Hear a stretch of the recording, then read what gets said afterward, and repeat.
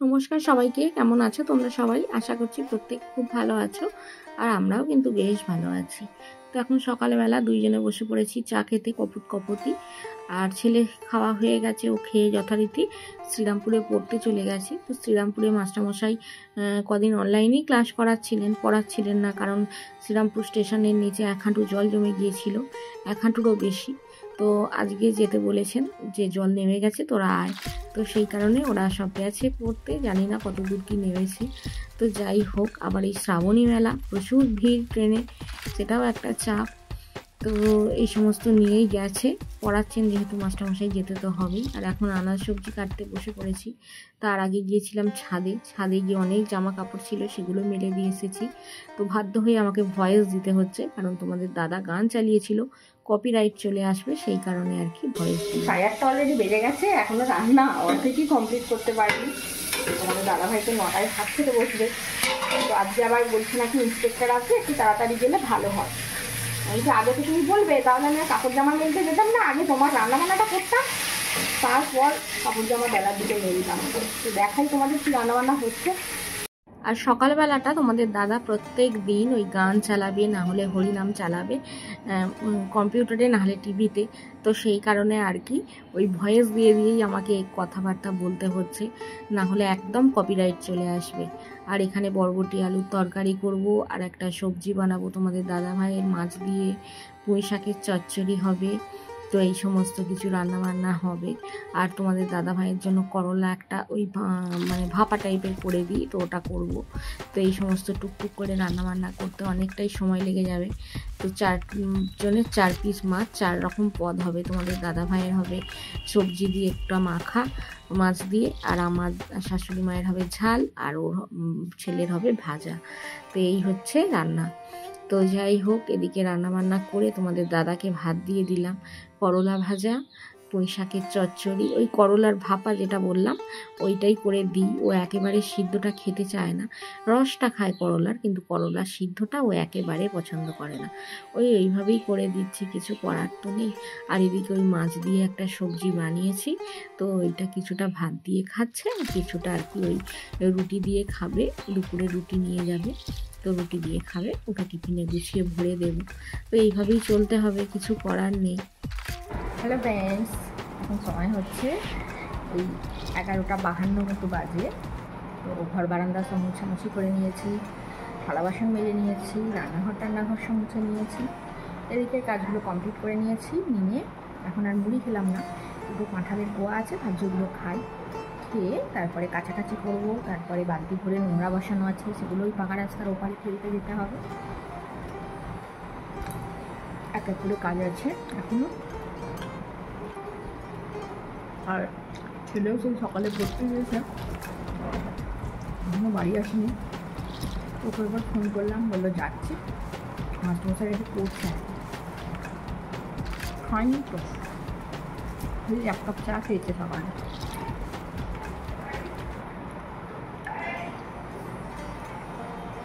চলো কাঁঠালগুলো খাই, তারপরে কাজকর্ম করবো। আর ছাদে উঠছি না বারে বারে, ওই কাপড় জামা দিয়েছি তো শুকিয়ে গেল, একবার তুলতে গেলাম, একবার আবার উল্টে দিতে গেলাম, এরকমটা বারবার যাচ্ছি আসছি। তো খাওয়ার সময় হয়ে ওঠেনি আর কি। এখন খেয়ে নিয়ে আর বাদ বাকি কাজকর্ম করবো। এখন স্নান টান করে চলে আসলাম ছাদে, আর সমস্ত সবই তো কাঁচা ধোয়া যেগুলো জামা কাপড় সব মেলে দিয়েছি। আর এই গরমের মধ্যেও না কম্বল গায়ে দিই আমরা, মানে সবাই শুনে হাসবে, কিন্তু কিছু করার নেই। ছেলের ঘরে একটা থাকে, আমাদের ঘরে একটা থাকে। তো ছেলেকে বলি, বাবু বেড কভার নিবি, বেড কভার গায়ে দে, ও দিতে চায় না। আর তোমাদের দাদাভাইও বলে বেড কভার আবার কি গায়ে দেবে, তার থেকে কম্বল গায়ে দাও ভালো। তো সেই কারণে ওর কথা মতো, ছেলের কথা মতো ওই কম্বলটাই বের করে রাখা হয় আর কি সারা বছর। তো এদিকে ছেলের ইউনিফর্মে উজালা দিতে হবে উপরের শার্টটাতে, তো সেই কারণে উজালাটা কেটে নিই, শিলটা কাটা নিই। গুড ইভিনিং, এখন সময় হচ্ছে 7:15। তো এবার রান্নাঘরের দিকে যাব। তো আর এই দেখো একটা কাপড় জামা আছে, ভাবছি এগুলো গুছিয়ে নেবো, নিয়ে তারপর আর কি রান্নাঘরের দিকে যাব।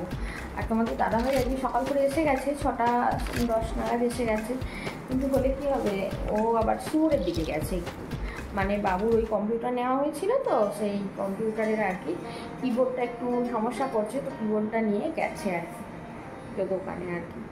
আর আমি এখন এবার রান্নাঘরের দিকে যাব, দেখি চানাটা বানাই হোক, আর রুটি তরকারি তো করতেই হবে। আবার ছেলে আবদার করেছে একটু চাউমিন খাবে, তো দেখা যাক কতদূর কী করে উঠতে পারি। তো চলো রান্নাঘরের দিকে এবার যাই। খোলো দেখি। কাটতে হয় না, তেল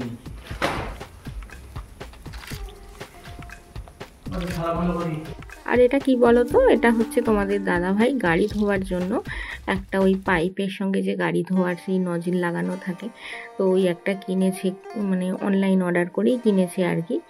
আর কারণ কি বলো তো, গাড়ি ধুতে না তোমাদের দাদা সপ্তাহে একদিন করে গাড়ি ধুতে দেয়। গাড়িটা মানে ভীষণ কাদা লাগে আর কি, তো বাইকে যেহেতু যাতায়াত করে, আর তো সেই কারণে 100 টাকা করে নেয় আর কি। গাড়িটা ধুয়ে মুছে একটু পরিষ্কার করে দেয়, 100 টাকা করে নেয়।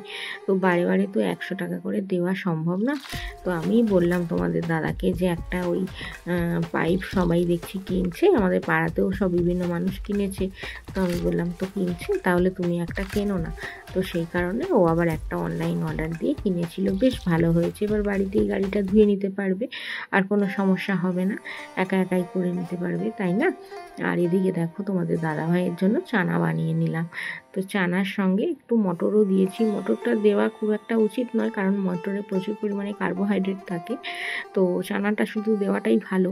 কিন্তু ও না শুধু ওই চানাটা খেতে চায় না, কারণ শুধু চানাটা অতটা ভালো লাগবে না। আর কোনো দিন তো এইসব জিনিস খেয়ে পেট ভরায়নি, তাই না বলো? মুখের সুখে হয়তো অল্প একদিন দুদিন খেয়েছে, কিন্তু এই জিনিস দিয়ে দেখে পেট ভরাতে হবে, তো সেই কারণে আর কি ওইটা ওই একটু মটর দিয়ে দিয়েছি। আর এদিকে দেখো ছেলে আবদার চাউমিন খাবে, তো অন্যান্য সময় বালি যায় যখন, মানে পাথফাইন্ডারে পড়তে যখন যায়, তো অনেকক্ষণ লং টাইম, তো সেই কারণে ওকে চাউমিন বানিয়ে দিই। কিন্তু এই 2-3 বার যাচ্ছে, তো তোমাদের দাদা ভাইয়ের জন্য যেহেতু রুটি করি, তো ও রুটি নিয়ে যাচ্ছে, চাউমিনটা আর ওর খাওয়া হচ্ছে না। তো সেই কারণে আজকে আবদার করলো যে মা আমাকে একটু চাউমিন বানিয়ে দেবে। তো আমি আবার কি অগত্যা, যতই বৃষ্টি হোক, বৃষ্টি পড়ছে, ভালো লাগছে না আমার, তো তাও ভাবলাম না, ছেলেটা বললো বাড়িতে তো থাকতেই পায় না সন্ধ্যার দিকে, তো আজকে যেহেতু বললো একটু চাউমিন বানিয়ে দিই, তো বৃষ্টির মধ্যেই চাউমিন একটু বানিয়ে দেবো, কিছু করার নেই।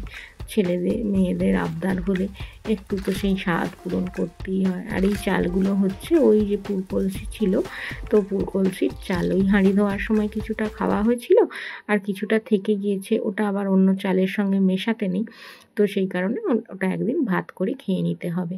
আর এই নুডলসটা দেখতে পাচ্ছ, এটা হচ্ছে আটার নুডলস, বেশ ভালো। আটার নুডলস খাওয়াই ভালো ময়দার নুডলসের থেকে, তাই না?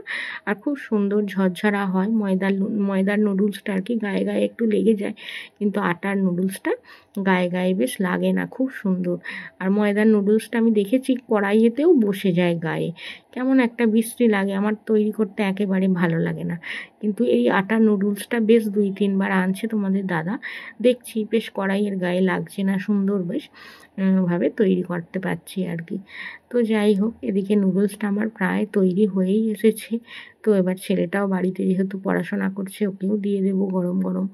তো গরম গরম নুডলস খেতে বেশ ভালো লাগে। আর এটার মধ্যেই রেখেছিলাম, বললো মা আমার একটু দেরি হবে, আমি এখন পড়াশোনা করছি, তুমি বরঞ্চ ভালো করে রেখে দাও, গরম থাকবে হটপটের মধ্যে। তো হটপটের মধ্যে রেখে দিয়েছি, এখন থাক, আবার পরে দুজনে মানে ওতে আমাতেই খাবো আর কি, তোমাদের দাদাভাই তো আর খাবে না। আর এদিকে তোমাদের দাদাভাই বললো যে আমার জন্য আর রুটি তোমাকে বানাতে হবে না কষ্ট করে, তো আমাকে এক গাল মুড়ি দাও, আর ওই চানা দিয়ে আমি খাবো। তো সেই কারণে ও ওই চানাটা দিয়ে একদম এক গাল মতো মুড়ি ওকে দিলাম। তো খাক, এই কটা মুড়ি খেয়েই ও আর পেট ভরাতে হবে, আর সঙ্গে চানা আছে, কিছু করার নেই, আর বেশি কিছু তো খাওয়া যাবে না, না হলে ছাতু আছে, সব কিছুই আছে, মানে খেতে পারতো, কিন্তু বেশি তো খাওয়া যাবে না পেট ভরে, তো ওই অল্পই খেতে হবে। তো যাই হোক, ও এদিকে মুড়িটা খাক, আর আমরা এদিকে চাউমিন নিয়ে বসে পড়েছি, ছেলে আর আমি। কিন্তু না গো, তোমাদের দাদাভাই খেয়ে উঠে পড়েছে, তারপরেই আমরা খেতে বসেছি ছেলে আর আমি। ও খাবে না, আর ওর মুখের সামনে আমরা খাবো, একটা খুব খারাপ লাগে, তাই না? তো সেই কারণে আর কি আমি আর ছেলে খাচ্ছি, তোমাদের দাদা অলরেডি খেয়ে দিয়ে শুয়ে পড়েছে। আর এদিকে দেখো মানে বেশ আরাম করে খাচ্ছি আর কি। তো যাই হোক, আজকের পর্ব আর বেশি বড় করছি না, আজকের পর্ব এখানেই শেষ করছি। তোমরা সবাই খুব ভালো থেকো, সুস্থ থেকো, অলওয়েজ হ্যাপি থেকো, আমাকে মনে রেখো, আমার ভিডিওর সাথে থেকো।